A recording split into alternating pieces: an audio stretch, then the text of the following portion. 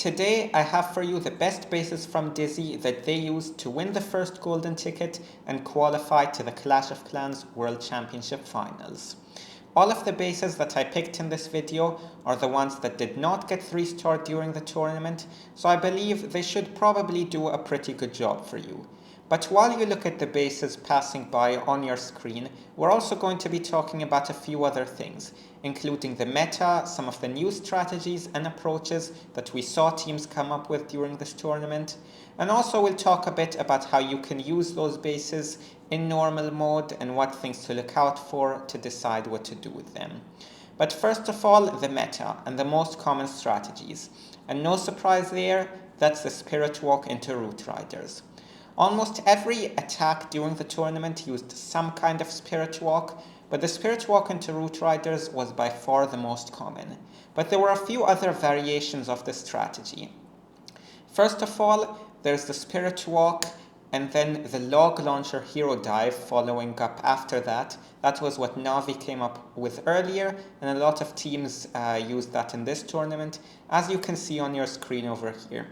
But Vatek Esports also came up with a different way of using this Log Launcher dive, where instead of sending the King, Queen and the Log Launcher all together, they sent the Log Launcher to cut out a corner of the base after the Spirit Walk, as you can see on your screen, and then the Queen to kind of be on the outside flank of the Log Launcher, and the King all the way funneling the Root Riders on the other side. And the King very commonly used the Snake Bracelet with the Spiky Ball equipment. We saw in a lot of attacks during this tournament, the King was using the Snake Bracelet and the Spiky Ball. So there are several reasons for this. First of all, people figured out the King is pretty good on the outside with Root Rider attacks, because if you put him in the core, in hard mode especially, the Spiky Ball and Earthquake Boots can't really one-shot defenses, so it's kind of a bit weak. The other option is you could replace him with the Minion Prince and put him in the core, but also sometimes maybe he doesn't deal damage, or pros just realized, okay, we need to kind of have better funneling on the flanks, so they decided to use the Snake Bracelet with the King and then the Spiky Ball just to get a really strong funnel. And the Snake Bracelet actually does a pretty decent job because it can distract multi-Archer Tower beams, ground expos, other kind of point defenses like Archer Towers, and even Ricochet Cannons. And some people also decided to use the Queen and the King even funneling on the outside, so that just makes sure that the funnel is pretty strong. But now, aside from the strategy, that's it for the Root Rider approaches. Also, for the Queen, a lot of people started using the Giant with the Magic Mirror, which is also a pretty strong equipment combination. The way pros were using this was in the Root Rider attacks, as they sent the Queen in, I believe, with the main push into the core, sometimes on the outside with the King to funnel, but then they pop the Queen ability a little bit early, so then she can spawn those clones from the Magic Mirror and get the Giant to start dealing some damage with the Root Riders. Because if you pop this ability late, then I guess the Queen's just kind of gonna die quickly and the clones and everything won't get the maximum value. And another thing we saw in this tournament was the Royal Champion with the Rocket Spear and the Electro Boots. Now the Rocket Spear works pretty well with the Root Riders, because especially, first of all, you can pop the RC ability before she gets into too much trouble and she can shoot some spears from afar. But also if there's like an isolated building, as you can see on your screen over here, you can pop the RC ability in the middle of the attack and she can take out that building with the Rocket Spear without having the Root Riders to path straight into it. Now we can also talk about some of the approaches that Dizi invented during this tournament. First of all, with the Spirit Walk into Dragons, they used one Overgrowth to redirect the Royal Champion's pathing and get her straight into the core. And this is much safer than using, say, 2 invisibility spells, because first of all, the Overgrowth covers a much larger area, but also it's much safer, and eliminating the risk is pretty important in these pro matches, so you can be super consistent, and that definitely helped Dizi out. Now another thing we saw in those Spirit Walk into Dragon attacks is how teams used the king and siege barracks on one side to take out the weaker part of the base, while the dragons took the heavier part of the base and also tried to avoid the sweepers.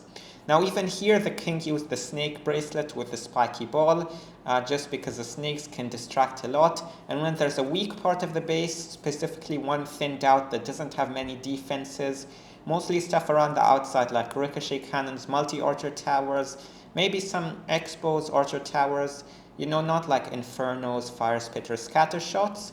The snake bracelet does well because it can just swarm, and these point defenses can be kind of distracted. Now some people use the queen with the siege barracks as well, and that's kind of a personal preference, but most of the time people chose to use the king. Now speaking of Dizi using overgrowth spells, even in the Root Rider attacks, as you can see on the screen over here, they used 2 overgrowth spells instead of 1. The first one being used to cover the town hall and stop it from shooting too much while the Root Riders approached it, and then it would wear out just in time as they're all near the town hall, or like there's a queen near the town hall or something, and it can be finished off rather quickly, and this just helped to eliminate the damage. And the second overgrowth was used as normal in those Root Rider attacks.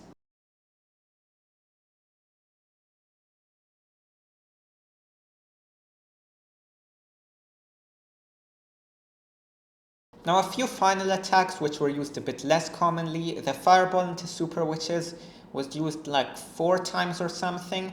I think twice a time failed, once it tripled, once it had like a small power fail. But overall it did a pretty decent job when there's a lot of rage tower value to fireball.